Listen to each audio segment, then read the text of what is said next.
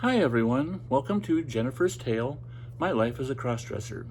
I, of course, am Jennifer, welcoming you to a brand new episode. I want to thank those of you who are watching me on YouTube. Thank you for taking time to watch this video. I hope you check out my other ones. There's quite a bit of previous episodes for you to watch. And also there's a lot of audio ones. For those of you listening on audio, thank you for downloading this episode. Make sure you check out previous episodes wherever you found this episode of my podcast. And this time around, we're going to dive into the subject of padding, to pad or not to pad. And this primarily is kind of from the waist down is what I'm thinking. So those of us cross-dressers, we are not built like biological women. Most women have fat or carry fat and fat cells in parts of their body where guys just normally don't. And that, of course, is in the hips and the butt area. So, way back in the day, it was kind of hard. I remember when I first started cross-dressing, I felt like I needed to pad my hips and my butt, and back then there was no such thing as companies actually making such a thing, even for real biological women that wanted to have that extra padding. So you kind of had to come up with ingenious ways of doing it yourself. I remember when I first started cross-dressing and wanted to add a little bit more to my hip area, I went to Walmart and I was looking in the craft area, or the fabric and sewing area, and they had some kind of plush shoulder pads that you could buy to put into clothes to make your shoulders come out a little bit more or stand up a little bit more. And I bought a couple packs of those because they were kind of half oval shaped, but at the thickest part they were probably about a ½ inch thick.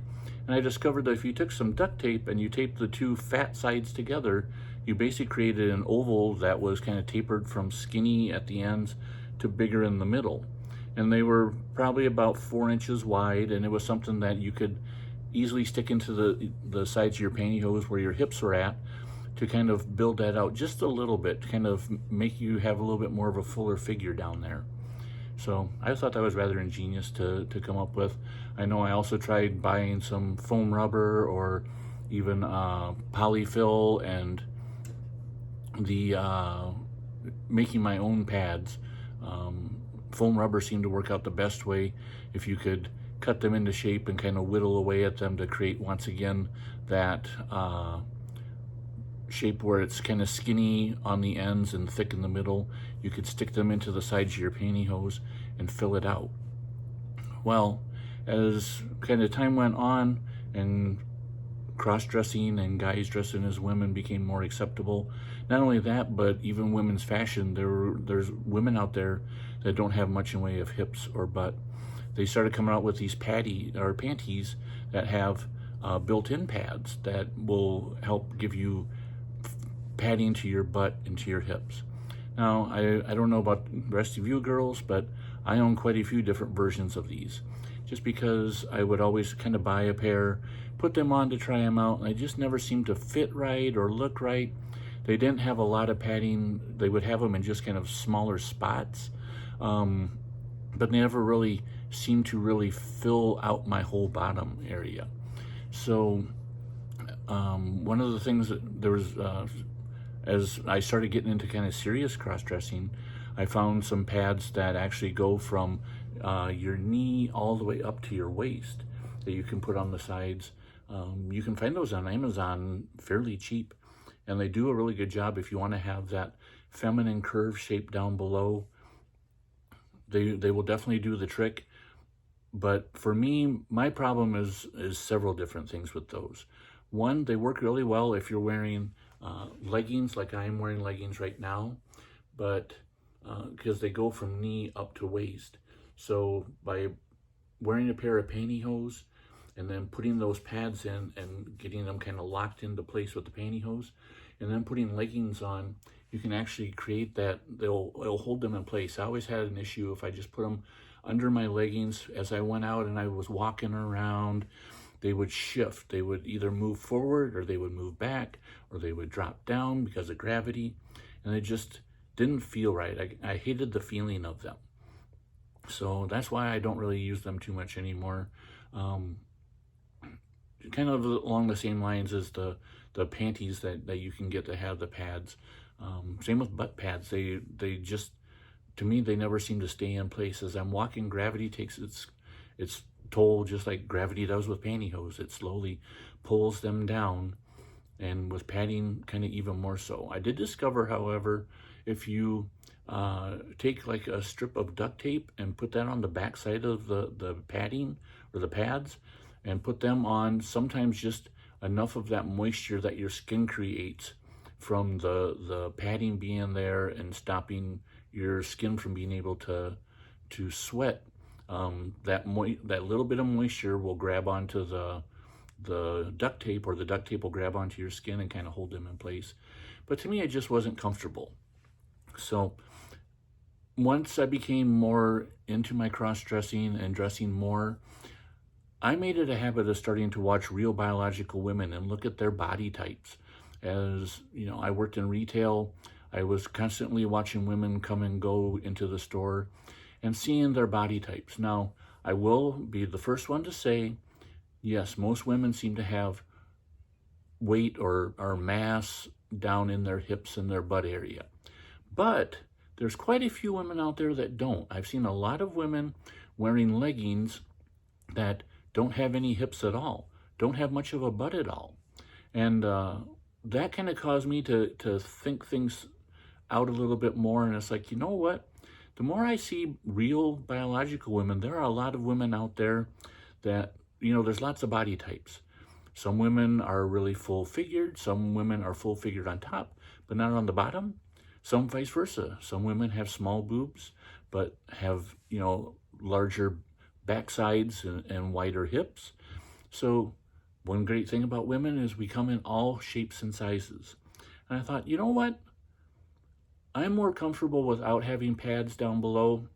One other thing about having padding on when you go out, if nature calls and you have to go to the bathroom, it's a lot of work. You know, I remember one time I went out with a friend of mine. We went to the casino, and she had traveled quite some way to meet me. And as soon as we got there, she had to go to the bathroom. And I didn't really have to go, but it got me to thinking, because as I was thinking about what I was wearing a padded panty with hip and butt pads. I had pantyhose on. I had another kind of a tummy team or girdle over the top that had shoulder straps that kind of held it up in place. And then I just had layer upon layer upon layer. And if I had to go to the restroom, it was going to be a really long process and a lot of work to get the padding down and off, and I'd almost have to totally undress just to go to the bathroom. So that's why one more reason for me not to wear padding. So kind of getting back into seeing the women of all shapes and sizes, I discovered there's a lot of women out there don't have much in way of a butt or hips. And so I decided I'm going to do that myself, I think. You know, I would rather be able to go out and enjoy walking around in a skirt with just pantyhose and a panty on underneath than having to have a big girdle or big panties with padding and stuff. And even like today, my outfit for today, I'm going to back up so you can see. I'm wearing leggings today, but as you can see, I don't have any kind of padding. This is all me from the waist down. And yeah, I don't really have hips or a butt, but I'll tell you what, when I went out, I've been out for 3 hours. I was outside for 3 hours. I went to a couple stores. I went and had coffee. Nobody said one word. I never really noticed anybody glancing at me saying, there's something wrong about her, but I don't know what it is, or anybody saying anything negative to me. So that kind of goes into everybody's concerned with their own world and their own problems. They're not going to pay that much attention to you. You know, if they look at me and see my face and see what they see, as long as I'm not dressed strangely for my area or my store where I'm at, and as long as I look just fine, they're not really going to pay that much attention. So to sum kind of all things up, there's lots of different hip and butt pads out there, different breast forms that you can get, lots of padding to give you whatever feminine shape you want. But don't feel like you necessarily have to have that feminine shape. There's plenty of girls out there that are built more athletically, plenty of girls out there that don't have a lot of fat to their bodies, plenty of girls out there that don't have much in way of hips or butt. So be you, enjoy yourself, go out, have fun, and look your best. So that's all I have to say. Thank you for watching this episode and listening to this episode of Jennifer's podcast, or Jennifer's Tale, My Life as a Crossdresser. And until next time, hugs and kisses. Bye.